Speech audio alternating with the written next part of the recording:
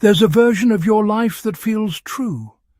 Not because it is, objectively true, but because you've experienced it enough times that it feels, undeniable.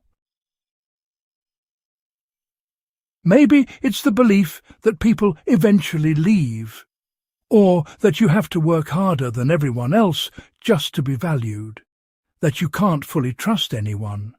Or maybe you feel you're not enough unless you prove it. Perhaps it's the sense that things never really work out for you. Whatever your version is, it doesn't feel like a story. It feels like reality. And honestly, that's exactly why it's so powerful. Because your mind isn't just remembering that story. It's protecting it. Every reaction you have, every decision you make, every pattern you repeat is quietly shaped by that underlying narrative. Not consciously, not intentionally, but, consistently. And until you see it, you will keep living inside it. So if you've ever felt stuck in the same emotional loops, the same outcomes, the same frustrations, this is where you need to look. Not at what's happening on the surface, but at the story underneath it. Your brain doesn't prioritize truth, it prioritizes consistency. One of the hardest truths to accept is that your mind is not designed to show you reality as it is. It's actually designed to maintain internal consistency.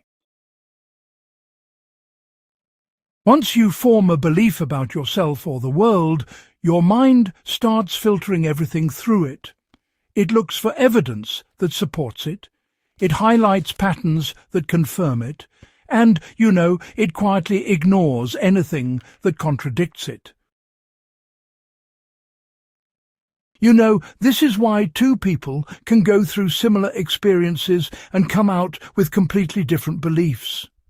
One person might think people can't be trusted. Another might think, I just haven't met the right people yet. Same reality, but, different stories. And once that story is formed, your mind, it works to protect it. If your story is, I'm not good enough, your mind will notice every mistake, every rejection, every moment that reinforces that belief. If your story is, people always leave, your mind will focus on every sign of distance, every delay in response, every shift in behavior that seems to confirm it. Not because it's trying to hurt you, but because it's trying to stay consistent. Consistency just feels safe, doesn't it? Even when the story itself is, a bit limiting. Your past experiences didn't just shape you, they wrote your narrative. Your story didn't come from nowhere. It was built over time, through repeated experiences that left an emotional impact. Moments where you felt rejected, overlooked, criticized or abandoned. Moments where you learned something about yourself or the world without even realizing it. And because those moments carried emotion, they stuck. Your mind took those experiences and turned them into meaning. This happened, so it must mean this. And over time, those meanings stacked up. They became beliefs, then expectations, then patterns. The problem is, those beliefs were formed from limited data. A few experiences became a general rule. And now, years later, you're still operating from those early conclusions. To start shifting this, you need to question the origin of your story. Ask yourself, when did I first start believing this? That question takes you back to the moment where the story began. And when you see that it came from a specific context, a specific time, a specific version of you, it becomes easier to see that it may not apply in the same way anymore. Your mind filters reality to match the story you believe. Once your story is in place, your perception starts working around it. You don't see things as they are. You see them as they confirm your belief. If you believe you're not valued, you will notice when people don't acknowledge you. You will focus on moments where you feel overlooked. But you may ignore or downplay moments where you are appreciated, because they don't fit the story. This is called confirmation bias, but in everyday life it just feels like reality. You think, this always happens to me, not realizing that your mind is selecting which parts of reality to highlight. To break this pattern, you need to actively look for disconfirming evidence. Not in a forced, overly positive way, but in an honest one. Ask yourself, what evidence exists that doesn't support this belief? At first, it might feel like you're stretching, but over time you start to see that your story isn't the full picture. It's just one version of it. You unconsciously recreate situations that reinforce your story. It's not just perception, you know, it's behavior. Your story doesn't just shape how you see things, it shapes how you act. And how you act, well, that influences what happens next. If you believe people will leave, you may become guarded. You might hold back emotionally, maybe without even noticing. Sometimes you may test people without realizing it, and that behavior, it can create distance, which then, in turn, reinforces your belief. See? They left. But what you don't see is how your behavior contributed to the outcome. Not in a blaming way, but in a cyclical way.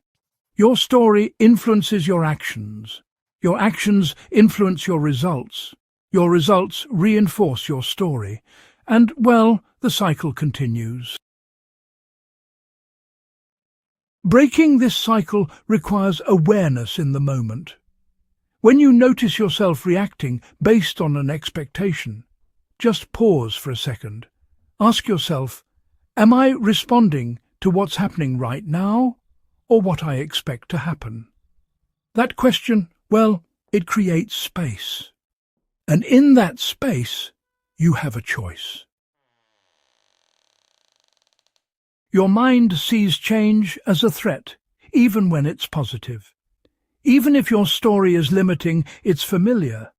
And, you know, familiarity feels safe. So when you start to change, when you start to challenge your beliefs, your mind may push back. Not because change is bad, but because it's different. If your story is, I'm not good enough, stepping into confidence can feel uncomfortable. It can feel unnatural, really. You might second-guess yourself. You might feel like you're pretending. You might even sabotage your own progress.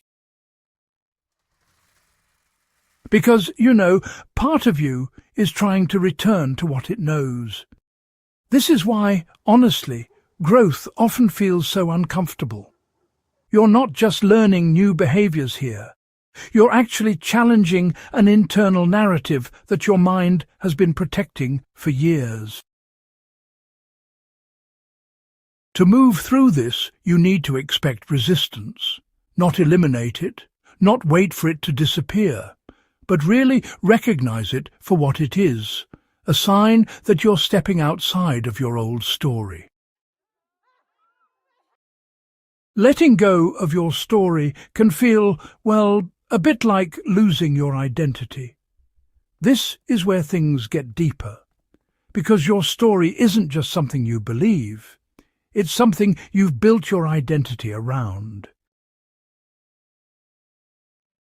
If you've always seen yourself as the one who struggles, the one who gets overlooked, the one who has to work harder than everyone else, changing that narrative can feel, well, disorienting.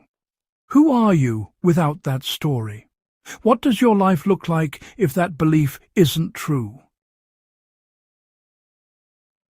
Those questions can feel unsettling, because even though the story is limiting, it's familiar. It gives you a sense of understanding. Letting it go can feel like stepping into the unknown. This is why people often hold on to stories that don't serve them. Not because they want to suffer, but because they don't know who they are without them. To move through this, you need to separate your identity from your story. You are not the belief. You are the one who learned it. And what is learned can be unlearned. Awareness alone is not enough. You have to act against the story. Understanding your story is important, but it's only the first step. Because, your mind will continue to default to what it knows until you give it a reason not to. And that reason comes from action. You have to start making choices that contradict your old narrative. If your story says you're not capable, you take action anyway. If your story says people can't be trusted, you allow yourself to build trust gradually. If your story says you're not enough, you stop overcompensating and start setting boundaries. These actions will feel uncomfortable. They won't feel natural at first, but that's the point. You're not reinforcing the old story. You're creating a new one. And over time, with repetition, that new story becomes familiar. You don't need to erase your past, you need to reinterpret it. Your past doesn't have to be something you run from. It can be something you understand differently. The events themselves may not change, but the meaning you assign to them can. Instead of seeing a past experience as proof that something is wrong with you, you can see it as something that shaped you, something that taught you certain patterns, but not something that defines you. This shift in interpretation changes how you relate to your story. It moves you from being controlled by it to learning from it. And, that really changes how you move forward. Your future depends on the story you choose to reinforce. At the end of all of this, it comes down to one thing: the story you continue to believe. Because, your mind will keep protecting whatever narrative you reinforce. If you keep telling yourself the same things, noticing the same patterns, acting in the same ways, nothing changes.